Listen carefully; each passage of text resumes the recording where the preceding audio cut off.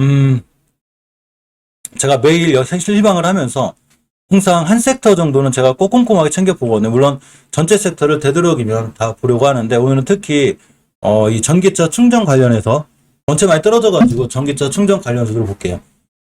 사실 이제 우리나라 시장이 급락을 하면서 전기차 충전 관련이 많이 떨어졌거든요. 그래서 전기차 충전 관련으로 볼 건데 아침에 알려드린 대로 LG전자에 대한 얘기가 있었죠. 그죠? LG전자가 그 GS에너지하고 전기차 충전 사업에 본격적으로 뛰들기를 했는데 이렇게 전기차 충전기 관련에 뛰어들었고 전문 업체인 애플망고의 지분을 100% 인수하는 주식 매매 계약 체결, 즉 GS네오텍, GS에너지도 있는데 GS에너지, GS네오텍하고 같이 인수했답니다. 그러면서 전기차 충전 사업을 강하게 밀어붙이려고 하는데 이 뉴스는 사실 예전에 나왔어요. 예전에 LG 그 헬로비전이 강하게 뛴 적이 있었는데 이 뉴스가 여기서 나왔거든요. 여기 나와서 빵 상한가를 가고 올라갔는데 오늘 또 나온 거예요. 그 뉴스가 나왔는데 어디서 나왔냐? 월봉 바닥권에서 나왔죠. 그죠? 이런 높은 데서 그러니까 물량을 넘기기 위해서 나온 게 아니죠. 자, 우리가 주식을 어떻게 이해하고 계시더냐면 모든 좋은 뉴스는 항상 똑같은 뉴스가 나올 때가 있는데 매집이 이루어지고 월봉에서 상승이 이루어지고 하락이 이루어지고 이렇거든요. 여기서 좋은 뉴스가 나올 때가 있어요. 이거는 주가를 부양하기 위한 호재가 되지만 고점에서 나온 뉴스 똑같은 뉴스거든요. 똑같은 뉴스가 고점에서 나왔다. 이거는 주식을 누군가한테 넘기려고 하는 이런 악재가 될 수 있다는 얘기예요. 그러니까 주식의 뉴스가 중요한 게 아니라 제가 추세나 월봉의 위치가 중요하다고 그랬죠. 근데 LG엘로비전의 저 뉴스는 월봉에서 낮은 데 나온 거기 때문에 호재가 맞고 오늘 급등을 했습니다. 이 얘기는 어제 이제 웹물에도 해드렸고 이 친구가 이제 오늘은 그 너무 갭을 띄어서 올라가는 바람에 안암전자처럼 좀 낮게 출발했으면 좀 살 수가 있었는데 아마 미리 못 들어가신 분은 리스크가 있었을 거예요. 그래서 지금 이 친구도 지금도 월봉의 위치가 높은 건 아니에요. 높은 건 아니지만 오늘 하루 정도 뛰었다가 내일 쉴 수 있으니까 잘 보고 계시고 20개화선 자리가 5,740원인데 지금 깨고 있죠. 그 밑에 있어요. 자, 주봉에서도 20수선까지 완벽히 회복을 해주면 추세 전환과 턴이 되는데 못 해주게 되면 다시 한번 밀릴 수 있죠. 시장이 이틀 동안 너무 강했기 때문에 이틀 동안 시장이 너무 강했기 때문에 하루 정도 밀리게 되면 이런 자리 올 수 있겠죠. 이렇게 그래서 5일선이나 이런 자리 올 때 매수를 하더라도 이런 데서 좀 밀릴 때 음봉에 좀 매수해주는 게 좋고 물론 오늘 하루 일했다가 내일 또 뛸 수도 있고 그런 상황 몰라요. 누구를 맞출 수가 없어요. 맞춘다는 게 더 신기한 거지만 이렇게 앞전에 매물대가 하나 있어요. 그죠? 심하게 밀리면 이런 자리까지 한번 밀렸다 갈 수도 있으니까 너무 쫓아가는 매수보다는 좀 이렇게 음봉에 매수하는 게 제일 좋아요. 제 생각은 항상 양봉에 매수를 하게 되면 물릴 확률이 크거든요. 음봉 매수가 좋고 어제 오늘 갭을 띄었기 때문에 이런 갭을 메꾸러 올 수가 있어요. 그래서 갭 메꿔줄 때 매수해주는 것도 좀 좋을 것 같습니다.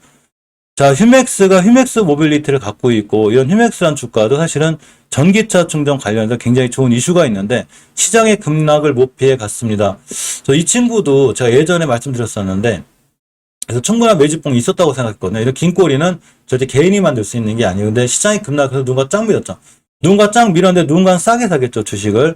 엄연히 제가 추세를 깨졌다고 저번 달에 깼어요. 지금 제가 저번 달에 깨면서 엄연히 리스크가 있다고 그랬는데 이 정도면 휴맥스가 아무리 그래도 이제 전기차 충전 관련해서 이 친구가 예전에 대장주가 될 정도로 굉장히 끼가 있었던 친구인데 휴맥스 모빌리티가 UAM 사업 같은 거 딱 얼마 전에 호재가 떴음에도 불구하고 못 날아가죠. 그러나 이 정도면 얼추 대바닥권은 맞지 않을까 생각을 해보고 전기차 충전에 관련해 관심이 있거나 이러신 분들은 휴맥스 정도도 꾸준히 모아 나가면 아마 손실보다는 수익을 줄 확률이 더 높을 것 같아요.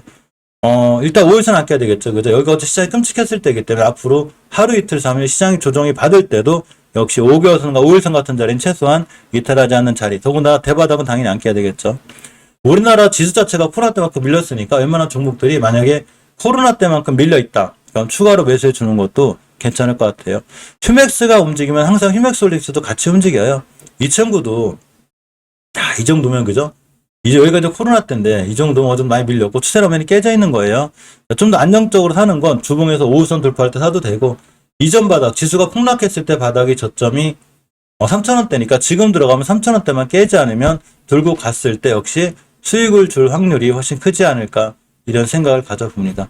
전기차 관련해서 휴맥스가 뛰게 되면 휴맥스 홀딩스도 반드시 같이 뛰기 때문에 두 종목을 좀 다 사면 그리고 어차피 둘 중에 또 빠른 건 따로 있더라고. 항상 그래요. 그래서 두 개 다 사줘도 되는데, 그래도 두 개가 같이 움직이기 때문에 한 종목만 사는 게 낫지 않을까 생각해 봅니다.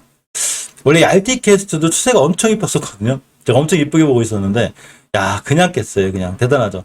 시장 무너지면서 깨진 거예요. 자, 이 정도가 거의 대바닥권일 확률이 높고, 지금 찍고 나가는 중이고, 자, 주봉에서도 보시게 되면 이전 저점들이 여기거든요. 이것도 깼어요. 그래서 위험했는데 이전 회복을 해주고 있으니까 최소한 시장만 더 안 무너지거나 이전 저점만 깨지 않으면 RT캐스트도 전기차 충전 관련 이슈가 잘 돼 있기 때문에 다시 한번 뛸 수 있는 그런 확률이 있어요. 따라서 RT캐스트도 꼼꼼히 잘 보고 계시기 바랍니다. 자, H트래픽은 영업이익도 이제 좋아졌고 다 좋아졌거든요. 이 친구도 사실 대바닥권에 있었는데 저번 달에 추세 전환 해놨다고 생각했어요. 제가. 또 깨놨어 또. 야, 대단하죠. 여기 대바닥이야. 코로나 때 지금은 그래도 이 정도면 얼추 바닥권이 아닐까 이런 생각을 좀 가져봅니다. 20개월선이 목표가예요. 지금 가격에서 20개월선까지만 가도 고점까지만 가도 한 15%에서 20%의 수익을 볼 수 있고 주봉에서도 엄연히 바닥 추세는 깨진 거예요. 지금 웬만한 종목들 어떤 종목들도 추세 안 깨는 게 없어요. 다 깼어 다 뭐 방법이 없어요. 시장을 다 깼는데 예전에 앞에 이렇게 중요하게 승리 변곡점 자리가 하나가 있어요. 여기거든요. 여기를 지켜줬더라고. 앞으로도 저번 주 저점만 깨지 않으면 아마 또 한번 잘 올라갈 수 있지 않을까 이런 생각을 좀 가져봅니다. 자, 동양 EMP도 완전히 무너졌는데 뭐가 무너졌겠어, 그죠?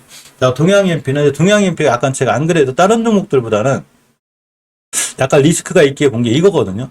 20개월선이 가파르면 항상 위험성이 있어요. 근데 이 친구들이 변곡점 자리가 하나가 있어요.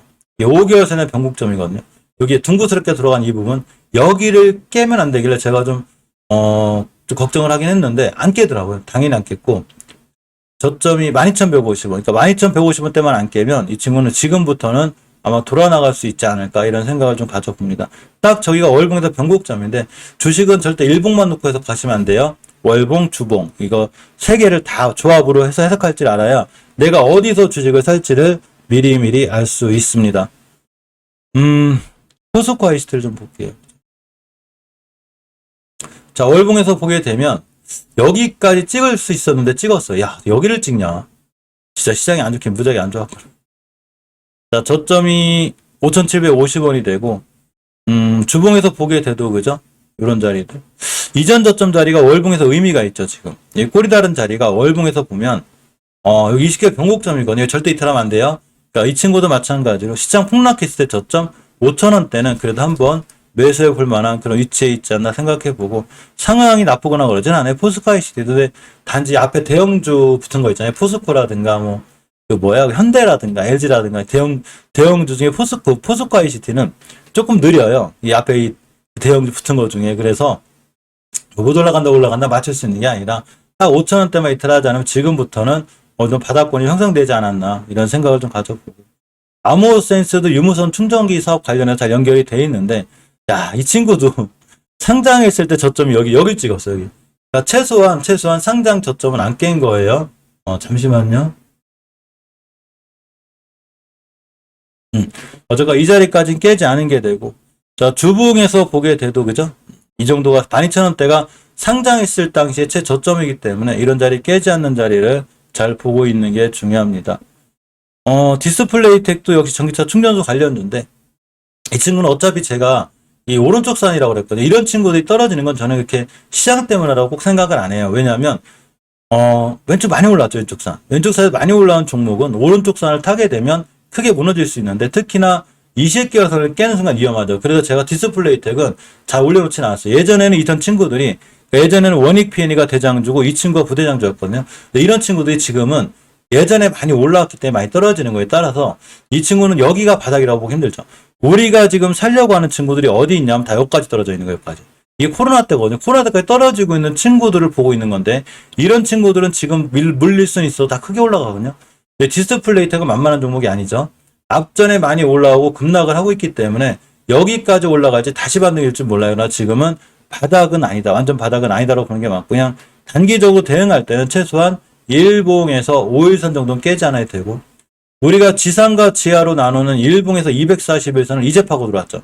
여기 그러니까 앞으로 가격 조정도 더 해야 되고 기간 조정도 충분히 더 있어줘야 되는 이런 상황이 되는 거예요. 따라서 다른 전기차 충전소 관련주도 물론 대장주 부대장주이기 때문에 더 빨리 뛸 수 있을지 모르지만 그런 것보다는 바닥에서 단단하게 있는 친구들이 앞으로 수익을 더 잘 주고 물려도 크게 걱정하지 않을 그런 상황이 됩니다.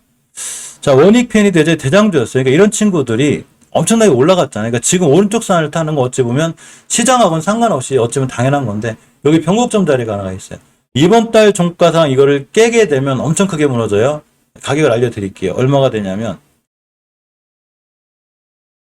21,000원대가 돼요. 21,000원대를 이틀하지 않아야 되고 한번 깼다 왔죠. 자, 주봉에서도 저번 주 저점인데 이 친구 제가 예전에도 시장하고 상관없이 그냥 60주선을 깨지 않아야 된다고 했거든요. 근데 시장 급락하기 전에 벌써 60주선을 깨고 내려왔기 때문에 추세가 깨진 거였고 일봉에서도 이제 그 디스플레이 텍처럼 이제 지하권으로 들어왔죠.